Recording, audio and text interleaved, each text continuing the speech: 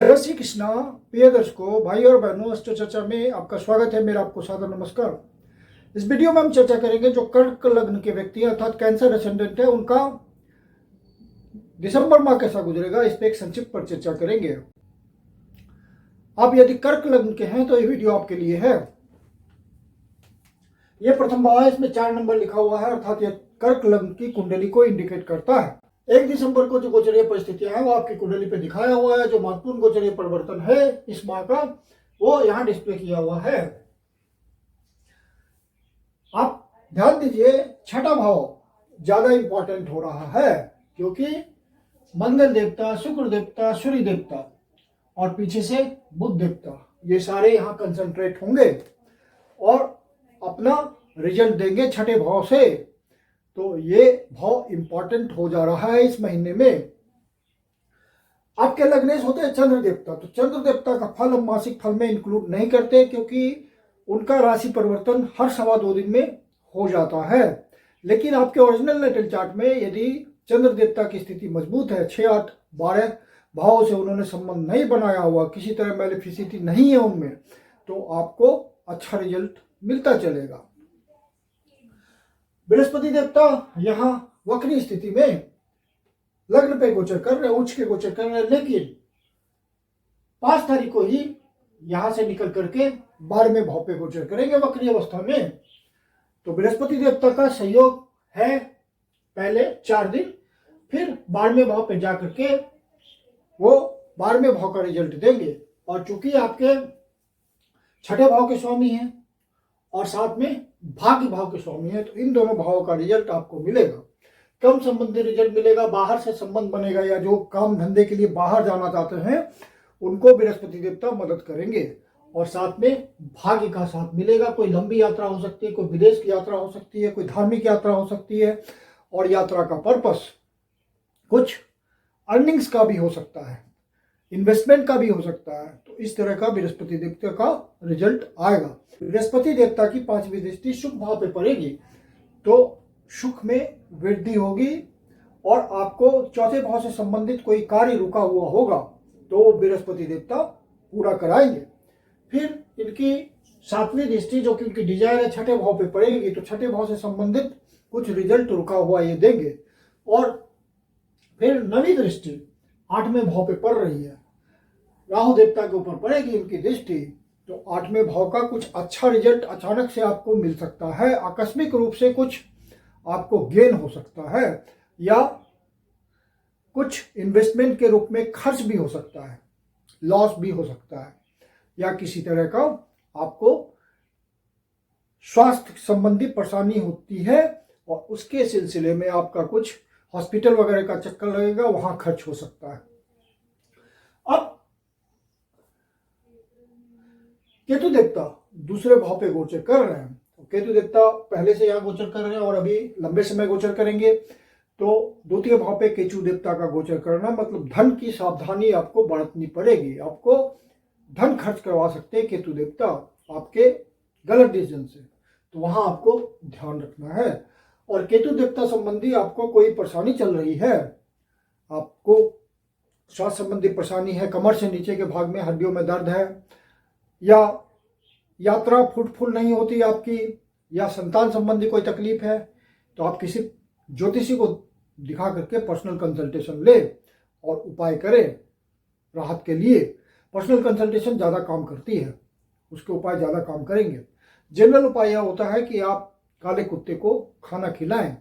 और सिमल्टेनियसली राहु देवता 8वें भाव पे गोचर कर रहे हैं। राहु देवता का 8वें भाव पे गोचर करना उतना अच्छा नहीं माना जाता, क्योंकि यह भाव अप्स एंड डाउन्स का होता है, ट्रांसफॉर्मेशन का होता है।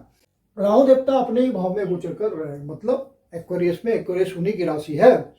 तो राहु देवता यहाँ पे कुछ अनएक्सपेक्टेड रिजल्ट आपको दे सकते हैं। वो अच्छा भी हो सकता है, खराब भी हो सकता है, आपकी कुंडली के हिसाब से रिजल्ट आएगा, ओरिजिनल नेटल चार्ट के हिसाब से। और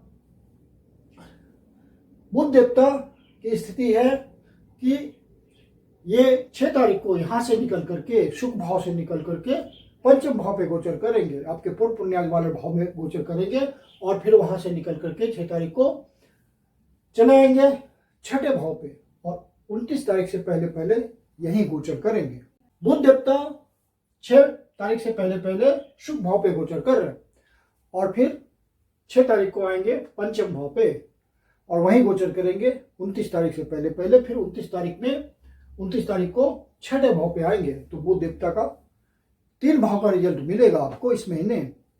यहाँ सुख दे रहे हैं, तो कहाँ से सुख दे रहे हैं? 12वें भाव से सुख दे रहे हैं। कुछ बाहरी इन्वेस्टमेंट के थ्रू आपको फायदा हो सकता है, बाहर से कोई संबंध के थ्रू फायदा हो सकता है, या आपके प्रयासों से आपको सुख मिल सकता है, कोई प्रयास आपका फलीभूत हो सकता है। ऐसा रिजल्ट आपका 6 तारीख से पहले पहले 5 दिन हो सकता है। फिर कोई प्रॉपर्टी वगैरह बेचने के लिए आप प्रयास कर रहे हैं तो वो भी आपका सफल हो सकता है। कोई प्लॉट वगैरह बेचने के लिए, कोई फ्लैट बेचने के लिए, कोई पोजीशन में आपका अपने स्वामित्व में कोई प्रॉपर्टी है उसको बेचने के लिए आप प्रयास कर रहे हैं तो वहां बुध देवता आपकी मदद कर सकते हैं। और फिर जब पंचम भाव पे आ जाएंगे तो कला के क्षेत्र में आपके प्रयासों से, बाहर के संबंधों से, वो संबंध विदेश का भी हो सकता है और देश के भीतर सुदूर प्रदेशों का भी हो सकता है। आजकल सारे एक्सपेंशन किए हुए होते हैं, सारे काम धंधे पूरे देश भर होते हैं, विदेशों में होते हैं, तो वहां से आपको लाभ की प्राप्ति होगी। यदि आप किसी कला से जुड़े हुए हैं तो वहाँ बिजनेस एटीट्यूड आपका डेवलप होगा और वहां से आपको नए अवसरों की प्राप्ति होगी। फिर बुध देवता जब छठे भाव पे आ जाएंगे 29 तारीख को, तो फिर छठे भाव का रिजल्ट देंगे। नौकरी संबंधी बाहर से कोई संबंध बना सकते हैं। स्वास्थ्य का ध्यान रखना पड़ेगा आपको क्योंकि 12वें भाव के स्वामी हैं ये।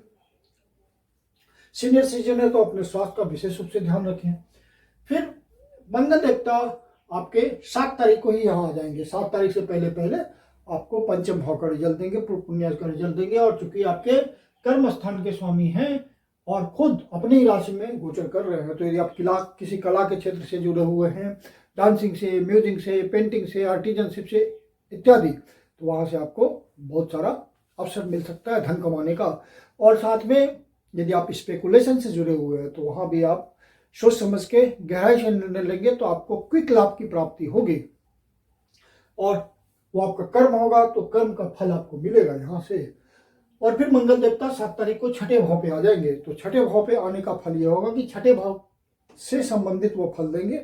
और फल किसका देंगे? कर्म का देंगे और साथ में पंचम भाव का देंगे। मतलब पंचम भाव से अच्छे आय की प्राप्ति होगी, धन की प्राप्ति होगी, क्योंकि इस भाव से ये दूसरा भाव है, वहां पे मंगल देवता गोचर कर रहे 5वें भाव के स्वामी और कर्म स्थान के स्वामी। तो ये कर्म किससे कुछ प्राप्ति होगी। यदि आपका पंचम भाव से संबंधित कर्म है या कोई आप जॉब कर रहे हैं, स्टेटस वाला किसी पोजीशन में है, सरकारी नौकरी करते हैं या बिजनेस ही करते हैं, तो वहां आपको विशेष फायदा होता हुआ दिखेगा मंगल देवता की सहयोग से। फिर शुक्र देवता यहाँ से चल करके 20 तारीख को आएंगे छठे भाव पे। उससे पहले पहले पंचम भाव पे वो अच्छा रिजल्ट दे रहे हैं क्योंकि आपके लाभ भाव के स्वामी हैं, लाभ भाव को देख भी रहे हैं और साथ में शुभ भाव के स्वामी हैं। तो अच्छे आय की प्राप्ति होगी। जो कर्म आप कर रहे हैं उससे अच्छे आय की प्राप्ति होगी, विशेष आय की प्राप्ति होगी, क्योंकि यह कर्म भाव से जो आपकी इनकम बनती है, बड़ी इनकम, उसका फल होता है, आपकी इच्छा पूर्ति का फल होता है। तो यहाँ पे आपको विशेष रूप से फायदा मिलेगा। फिर शुक्र देवता 20 तारीख को जब छठे भाव पे आ जाएंगे तो भी यदि आप नौकरी के लिए प्रयास कर रहे हैं, स्टूडेंट है, चेंज करने के लिए प्रयास कर रहे हैं, नई नौकरी के लिए प्रयास कर रहे हैं, चाहे वो प्राइवेट नौकरी हो, सरकारी नौकरी हो, यदि आपके ओरिजिनल लेटर चार्ट के हिसाब से सरकारी नौकरी का योग बन रहा है इस समय, तो आपको सफलता मिल सकती है, नौकरी मिल सकती है और आप धन कमाने में सफल हो जाएंगे, परमानेंट धन कमाने में। और सूर्य देवता आपके पंचम भाव पे गोचर कर रहे हैं और साथ में धन भाव के स्वामी हैं। तो फिर ये आपको अपने काम धंधे में मदद देंगे। फन एंड एंटरटेनमेंट से जुड़े हुए, आर्ट से जुड़े हुए हैं तो आपको फायदा मिलेगा, धन संग्रह करने में आपको सहायता मिलेगी। और वाणी के भी भाव है तो आपको कर्म क्षेत्र में जो वाणी का प्रयोग करेंगे उससे आपकी कार्य सिद्धता बढ़ेगी। फिर आपके शनि देवता भाग्य भाव पे गोचर कर रहे हैं और 28 नवंबर को ही मीन राशि में वो मार्गी हो चुके हैं। तो शनि देवता का रिजल्ट उतना आपको निगेटिव नहीं रहेगा, अच्छा हो जाएगा मार्गी होने की वजह से। तो यहाँ पे शनि देवता वो आपको अच्छा फल देंगे। हालांकि भाग्य भाव पे गोचर करें तो भाग्य में थोड़ा डिले कर सकते हैं। शनि देवता का रिजल्ट ऐसे भी धीरे धीरे आता है। और शनि देवता आपके सप्तम भाव के स्वामी हैं और अष्टम भाव के स्वामी हैं, तो सम वाली स्थिति है, न्यूट्रल वाली स्थिति है। तो जो बिजनेसमैन हैं उनको भाग्य का धीरे धीरे साथ मिलेगा, जो पार्टनरशिप में कोई बिजनेस करते हैं उनको भी भाग्य का धीरे धीरे साथ मिलेगा, और लाइफ पार्टनर से सहायता मिल सकती है, किसी प्रकार की भाग्य का साथ मिल सकता है, पत्नी के भाग्य से आपकी कुछ सिद्धि हो सकती है। और आप अपने रिलेशन को मेंटेन करके चलिए, जिम्मेदार रहिए, कर्तव्य का निर्वाह कीजिए अपने लाइफ पार्टनर के प्रति, तो शनि देवता आपको भाग्य में वृद्धि करते रहेंगे, भाग्य का साथ दिलाएंगे। भाग्य का साथ देने का मतलब होता है कि आपके काम सुगमता पूर्वक होते चले जाएंगे।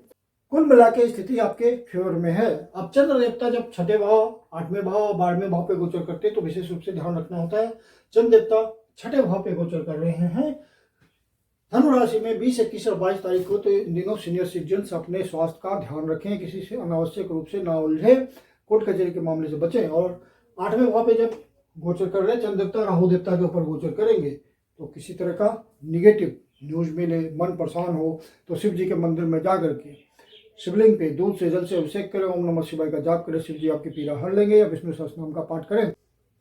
चंद्र देवता 8वें भाव पे गोचर कर रहे हैं कुंभ राशि में 25, 26 और 27 तारीख को, तो इन दिनों का ध्यान रखिएगा। इस समय चंद्र देवता छठे भाव पे गोचर, इस समय चंद्र देवता 8वें भाव पे गोचर करेंगे, और चंद्र देवता 12वें भाव पे गोचर करेंगे मिथुन राशि में 6 और 7 तारीख को, तो इन दिनों आपका खर्चा बढ़ा हुआ हो सकता है, अपने खर्चे को नियंत्रित रखिए। तो कुल मिला के इस महीने का गोचर अच्छा है, आप कुछ बातों का ध्यान रखें, रिजल्ट आपको मिलेंगे पॉजिटिव। मैं कुंदन शर्मा आप लोग का हार्दिक स्वागत करता हूं। यदि आपके जीवन की कोई समस्या है, ज्योतिष के माध्यम से उसका समाधान चाहते हैं, तो पर्सनल कंसल्टेशन ले सकते हैं। पर्सनल कंसल्टेशन के लिए बुकिंग लेते हैं हम। बुकिंग के लिए व्हाट्सएप नंबर है 9212224958। मेरी अपनी कंसल्टेशन शुल्क होती है। धन्यवाद।